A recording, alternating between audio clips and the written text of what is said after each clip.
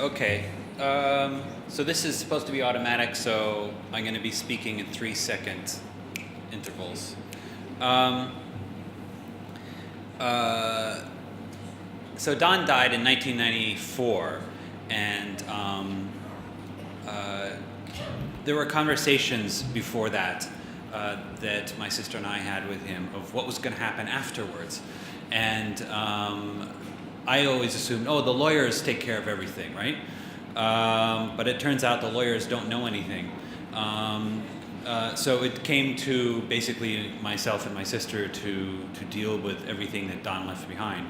And his instructions were pretty clear because for him it was simply, he had spent his life doing these spaces and these artworks, and they were to be preserved where they were as they were. So it's a very simple instruction, and it's very difficult to make it happen. For Don, he didn't consider himself really an American. He certainly did not consider himself a minimalist. For him, those were just categories made in an attempt to clean up history that was messy. And he felt that history of art should be kept messy because the reality is messy. And the categories are not helpful for the art, so they don't really apply. And just as if the Villa Borghese is a house of myth and of narrative and is in the service of politics and the powerful, for Don, art was the reverse. It was an attempt to make art that was its own thing, that was not in the service of anything else, and that did not have a narrative with it. So, and in some way, while the Villa Borghese might be the height of a certain level of art, for Don it was time to turn that over and do something his own.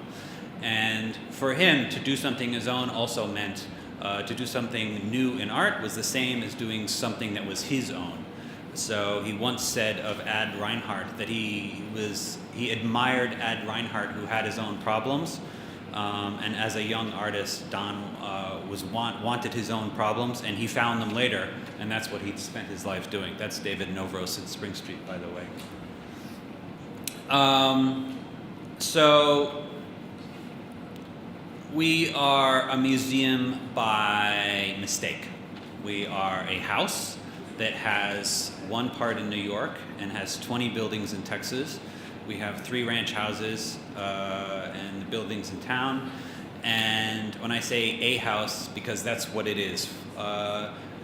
We bought this building in Spring Street in 1968, and it was restored over time and finally finished after Don's death in 2013 in a way that we thought would work, basically in a way of making the restoration itself invisible. And that produced the idea of permanent installation for Don because he was very tired of the art world and the business of art, which he felt was a misuse of the art. So he wanted something that was an antidote to the business of art, and that was to make his own space where he could see work of his and people he admired. And so that started in Spring Street. And after Spring Street was too small, because even though it's big in New York, it's small for Don, he moved to Marfa. And Marfa was found only after going to Baja California and Mexico and realizing that there are 2 governments between Mexico and the United States, and that's even worse than one. So he found something on the north side of the border, and that was Marfa. And the idea of Marfa was just a summer place with a really small house. So it was kind of the reverse of some of the other things we've heard about, which were collections that start big and stay big. For Don, it was simply he had some paintings he liked, he had his old work that nobody bought, and he wanted a place to put it. And the project grew over years and years and years, and it grew organically. It didn't have a plan at the beginning. It was just a little house, and it slowly grew to incorporate the 20 buildings. Because of that organic growth, we have all these buildings. Some have different uses, some have different structures, some have different reasons for being, but in all cases our job is simply to preserve them. We don't have visiting artists. We don't have temporary installations except for the first floor of Spring Street. And we kind of try to keep it as simple as possible. We don't have wall texts, we don't have audio tours, we don't have air conditioning, which you will find out if you go there. Because in our feeling is that, you know, Don spent his life doing this, and it's not our job to change what he did. It's only to keep it going so people can see it. And the fact that it is now a museum is just a mistake. I mean, for Don, it was where he lived, and it was the integration of his work and art into his life. And it's just a museum because it was worth preserving. So for Don, it was not a case of there was new art and the old was bad and the new was good. For Don, there was good art and bad art, and it didn't matter if it was old or new. And it didn't matter where it came from. It didn't matter what time it was from. And so, oddly enough, like some of the previous spaces and museums we've talked about, he had a complete mix of different things, and he had no scheme for putting them together.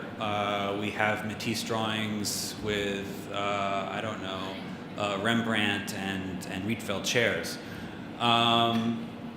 So it's basically whatever he left where it was.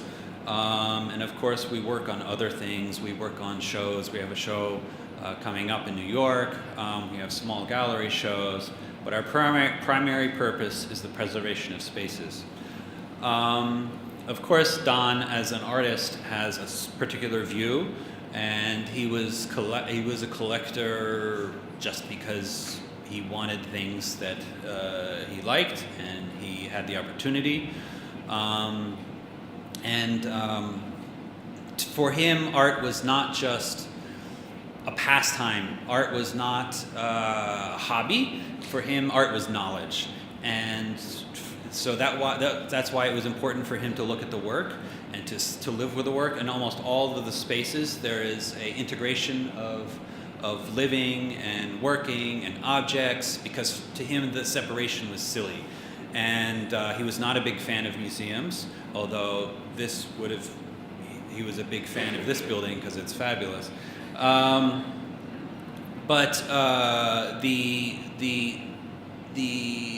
intentionally and recent development of the museum for the museum was not something he appreciated very much. And since art was knowledge, and since the visibility of art was necessary to learn, that's why he never had enough space. And the problem was that if you have friends who are good artists and you like their works and you buy their works, you need more space. And of course, the more space you have, the more stuff you need, and it just keeps going on and on. So while we might have a lot of things and a lot of space for a small Texas town, it's really not that much. And it's all there because it was his house. And even if it's in multi-buildings and spread over different places, it is just one house, and this is our yard, right? And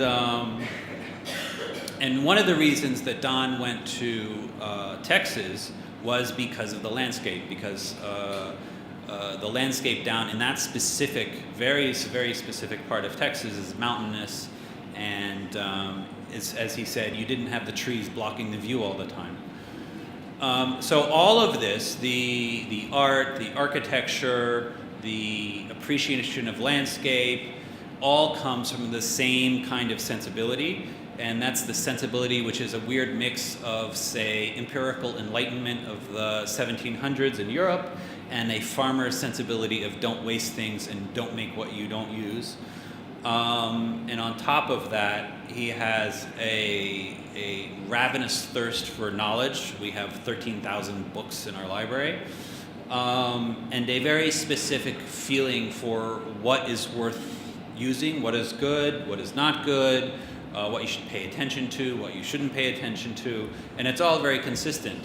And while it's consistent in quality, it's not consistent in style. So people are surprised to learn that Don had Yayoi Kusama and Klaus Oldenburg. But for Don, these are artists who made new things that was them. And that as artists was their job, to bring new knowledge into the world. And since they had managed to do that, they had their art was good.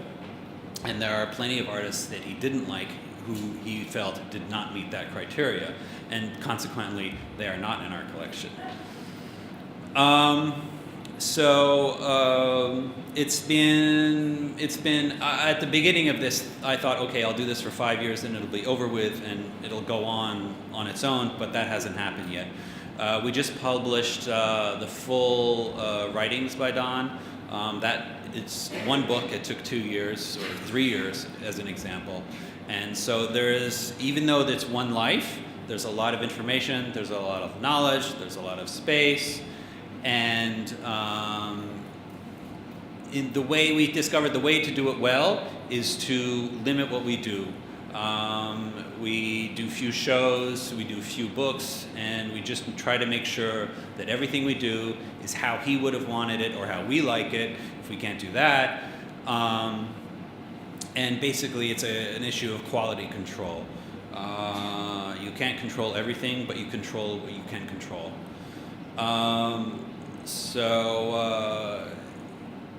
When Don was talking to me, when I was, 16, and said, "Oh, there'll be a foundation, and everything will just stay as it is," he didn't quite contemplate how much money it would take to just keep time from eating everything up. But us with other organizations have been doing this, and I think very much that in this time where politics and the temporary aspect of life and the kind of spectacle of things is overwhelming, I think it's even more important than ever to have places where the culture and the art can exist.